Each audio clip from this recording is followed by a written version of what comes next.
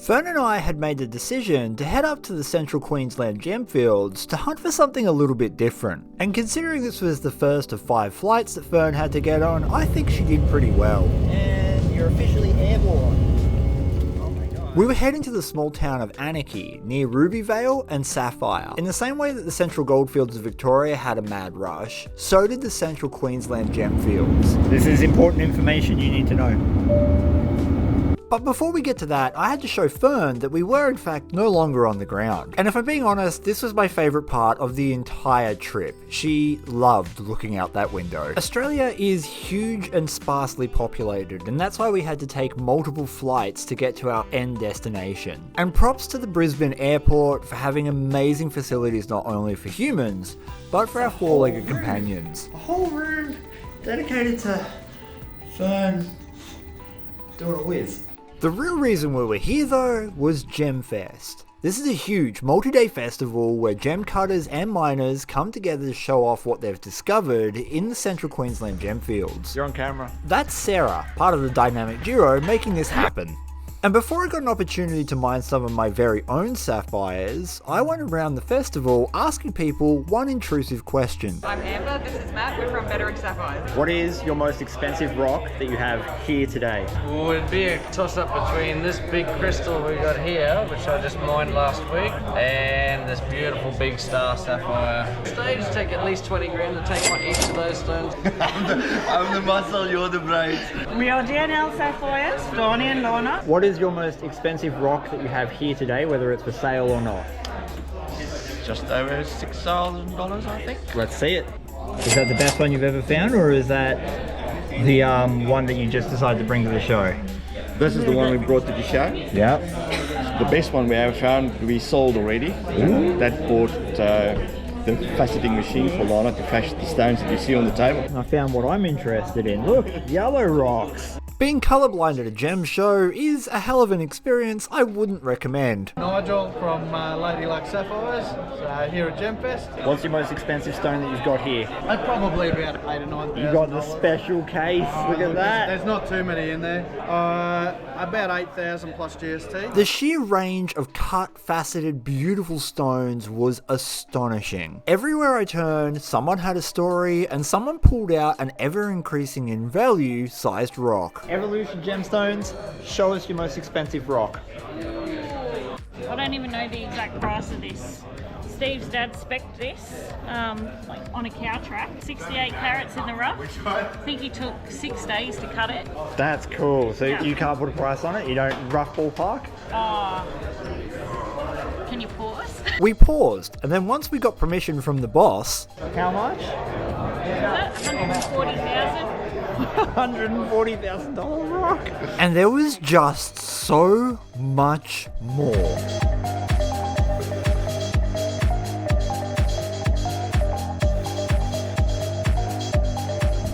I'll be honest, the hardest part about all this is just that there's so much to see. I found probably the best sign that I'm ever going to find. Only one more trespasser and my wind chime is complete. To be fair, I haven't started my wind chime, but this is a good reason to start. Gem cutting has always been something that fascinates me, but you just don't appreciate it till you ask the right question. These tiny, tiny little stones in here are the same exact cut as this one here, and I'm in love with this rock. That is just an amazing stone to me. Like that, if I had the money, I would be going home with it. I asked, how long does it take to cut a mini version of it? And you, good sir, said 5 hours. Yep. 5 hours for that tiny little thing. So in that container, there's 1, 2, 3, 4, 5. That is 45 hours of your life in those rocks. Pretty much. 45 hours. So how long does it take to cut something like that? If it's the same cut, but it's bigger. About 6 hours. So, what? Hang on. So, it's 5 hours and that's 6 hours. It's about the same amount of facet. Okay, so it doesn't take you any longer based on... So what's the most time you've ever spent on a cut? 2 weeks. On one cut? On one stone, and there was a piece of boulder Dremel. What's the longest cut that you've got in these cases? Thinks intently. 8 hours. Which one? Tanzanite. So 8 hours. Why 8 hours? Because that looks more simple than that. But it was a tricky rough. Oh, so you're taking this, like to get that right, you need the right stone. So then, which is the stone in all of these cases that gave you the most hell? Grab that stone. This one here. I'm colorblind as all hell, so everyone online's going to be able to appreciate that. That just looks like a cream rock to me. Why did this take you the longest? So there's a section of opal here. Yep. But if you look on a certain angle, there's a big sheen of orange in that sandstone too. And it was very tricky to Like capture. separate the non-orange from, wow, all right. So this is your most hated cut. That took me ages.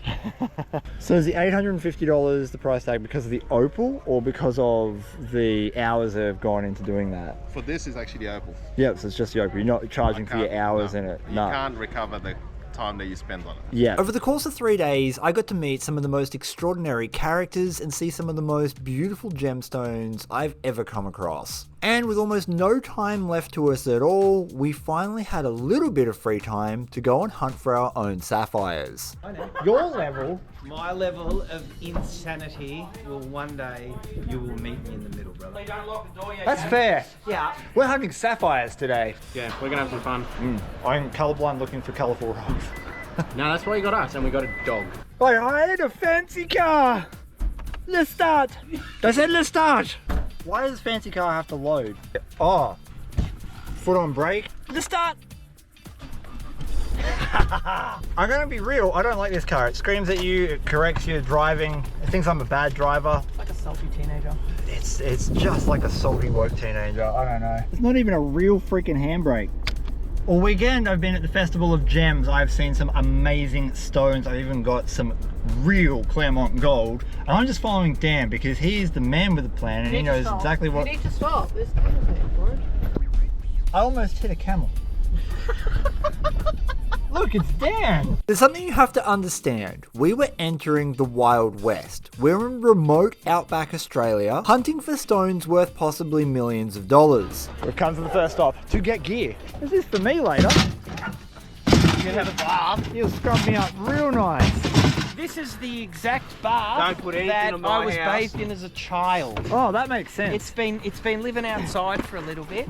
This is Rodney, the other half of GemFest. Rodney's saying that that's all we need. That's it. That's all the equipment. This is a lot easier than gold prospecting, Dan. Yeah, not bad. We don't need pans. This is the pick I bought in Claremont when I got to Claremont for a prospecting trip and realised I didn't bring my pick. Did you use it? Barely. Did it get anything? Yeah, got two. Did it pay for itself? It got two, yeah. We'll let it live. Yeah, it got a gram. Whitey, was this... You live over there now! In the central Queensland gemfields, there is still a claim system that hasn't changed since the gem rush. For as little as $500, you can go peg yourself a particular size claim, and all the minerals in it are all yours. Welcome to Outback Queensland. I know very little about Outback Queensland, except they call us Mexicans because we're from Victoria. And it's hot out there. There's some trees too. I've seen a cow once. I've spotted the rarest thing you're going to see in this entire video, and I haven't even left the car. It's a payphone! I haven't seen one of them since I was a child! I bet you it still takes coins too. Now that we'd entered the Wild West, I made friends with this Fruit Loop bird, and he told me that if I wanted to remain free of bullet holes, I should be careful with what I film. I like being bullet hole free, so we're going to stick to the rules. Mostly. For the rest of this video, we are going to have a camera angle facing straight down, and the reason for that is privacy. There's a lot of money involved in gemstones, and we've got to keep this sort of ground secret to the people who are generous enough to take us out. Look! It's a white rock, that's the wrong colour. Now that we'd established that quartz was in the area, the second most abundant mineral on Earth, we were looking for a slightly rarer one, sapphires. Sapphires form deep within the Earth's crust under intense heat and pressure, where the mineral corundum, also the same mineral that's in rubies, crystallizes. These conditions cause elements like aluminium and oxygen to combine, forming the corundum structure. Trace amounts of other elements then give the sapphire its characteristic colours. Rodney's been telling us that we've got to chase the river gravels that sit underneath the overburden, that was pushed up here by the old timers, but on top of the clay. And so we're going to try and get in underneath this rock. Now there's a few different scenarios that would cause sapphires to form. Things like volcanoes or tectonic plate movement. Over a really extended period of time, these sapphires will erode out of their host rock and end up in the waterways in much the same way that gold does. And so we're hunting for the river wash that would contain sapphires. The only thing we were missing in this situation was water. Just like in gold prospecting, you need water to process sapphire wash. We're just here to collect buckets of concentrates to process at home. A few Jack Daniels later, and everyone decided that this big boulder had to go. It's like you've done this before. A little bit of elbow grease and a whole bunch of teamwork later, and we managed to get this boulder well and truly out of the way. The harder the access to the gravel, the more likely it is that no one else has been there. Go again. Go again. Again. Come on now. Wash fingers. Go again. And I've never seen people so excited to scrape dirt from the underside of a big pebble. That's the supposed cream. You're going to have to keep that separate till you get all the way back now. That's it, that's why I sit in the hat. The person that comes back thinking, fuck yeah, we wanted to move that. Oh, just going to steal a bucket of dirt. Don't know how much of anything's in it, but it's my bucket of dirt now. Nah, it's a lie. I'm going to tip it in Brent's bathtub. After watching Dan do some real manly work, Not a lot. It's pretty clayish. finally time to go home and see Rodney's contraption. We are absolutely going to lose light very soon, so we'll give this a quick look and then go back to the hotel. So not that you can see it, but this is a trommel made from stuff. So we've got a 44-gallon drum here, and then this is connected to one of those blue plastic tanks that everyone sees. We've got a couple of, that may be a bucket wing, but that's pretty cool. Yeah, it's all held together with not duct tape. We're a level above fencing wire. Happy days. Powered by Honda. Yep, Honda power. Dan said it, he spotted a mile away. Cream tank, good as gold. Not stale. Hey, no, because I'm out of beer. This is not mine. It's a dear friend of mine. Name's Rodney Good. All the secrets are coming out now. Rods make a right. Rodney and Sarah had recreated Gemfest from the fires that were the COVID lockdowns. It had been an extremely grueling project to undertake, and this was the end of that mission. So to put it mildly, there had been a few beverages that had been consumed, which makes my editing extremely difficult, but damn, it was a fun and funny time. They stopped, he was like, we've got enough, and then old mate's over here going, hey, we've only got 2.5 buckets left, and then old mate's like, oh, let's do it, and this guy's like, hell yeah, fire it up! Paul's only job was to classify the dirt for us. We had to manually wash the rocks. As with all good homemade contraptions, This one's a good we've lost the belt, we got the belt back, belt's back! We have all fingers. Hey! Actually, we convinced everyone that we should actually wash the rocks, not just sort them The debauchery out. that has happened between when we last saw you and now has been good. It's been a good level of debauchery. I've murdered a kangaroo on the way home. Yep, just one. I picked the fur out of the bonnet. I killed a kangaroo, but you've killed a bin. What did it do to you? It's called a wash bucket for a reason, otherwise known as a shower. I give to you an emerald shower. 3 men mix dirt in the tub. One says to the other, he's worried that you're going to think that we're not doing things normally. This is Australia. We do what we want. This is how I've got to leave on a plane in the morning. It doesn't matter if it's midnight, we're washing rocks in a bathtub in the back of you. You judge you, we do us. Yeah. Very well. Well said. Yeah. Thank you. Wait. Yeah. Why aren't you using a drill with an electric mixer? We should be. Okay. And this tub comes with a free blacksmith. Yeah. We've done a blacksmith along the way. Not sure what I can help with rubies, but mate, you need something hit with a hammer, you point at it. Oh, look, I watched you swing a spoon earlier. But we need to wash some of the dirt we dug to get Chris some good sapphire before he hits the plane. I don't need good sapphire. The question is, where'd you get that bin from? We stole this bin. We stole this bin from the local motel. Don't you own it? I do own the pub. Okay, so you've just borrowed it. I've relocated. Wait, my room doesn't have a bin. Geographically. That's my bin. That would work much better if you had more feminine hands, not those big, ropey, manly ones. As we were in outback Australia and we had Australians and a lot of beer, that means that there was a considerable amount of swearing going on. I need to cut most of that out to keep the gods of YouTube happy. What we were doing here is pretty straightforward. Sapphires have a particular density, just like gold does. We use gem sieves, any kind of fine mesh classifier, to shake and pulsate the stones so that the heaviest things concentrate in the very center of the sieve. Heaviest things in this case are ironstone and your sapphires. No, the blacksmith's got to flip this one. Oh, Blacksmith, we're you flipping. got to give him his first flip. Father says to the son, son, life lesson. You build one house, you ain't a house builder. Right? You build a wall out of brick, you ain't a bricklayer. But you one goat. What do you do? Put your thumbs under it. Yeah. And you kind of use. Yeah, exactly. It's called, exactly. Quickly. You use the centrifugal energy of it, right? So you got to go fast. So are we trying to? Fingers, 2, easy, 3. Oh! While the stone goblins over there rummage through their new treasures, I just wanted to remind you all that YouTube might have unsubscribed you, and you should definitely check if you are still subscribed down below. And if you would like to see more debauchery, hit that subscribe button. The process of flipping the sieve reveals the heaviest concentrates on the bottom of that sieve. So you simply look over the stones and try to find things that are not ironstone. Hey! Oh, He ate it! It's straight in the mouth. We'll follow him around for 3 days. We'll get it back. There's a hand dug sapphire from the Central Highlands. Hang on, close-up shot Gemfields. with the phone. For all the blood, sweat, tears and beers, we did actually manage to find a couple of nice stones. It's bomby, and we fucking dug it.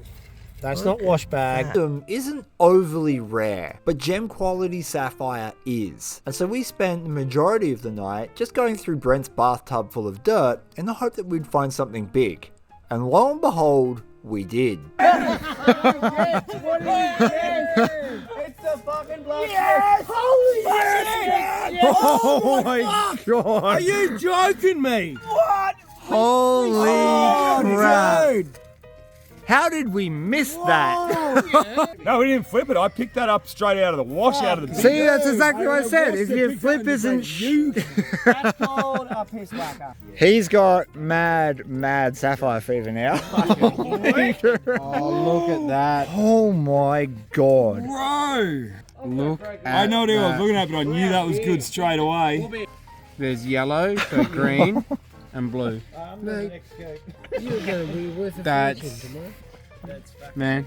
Dude, I'm worth nothing. That guy's yours. Yellow. I'm not gonna lie. I don't feel 100% great taking it. Like, Flipping dirt. So that is your first ever sapphire. man, that is my second sieve.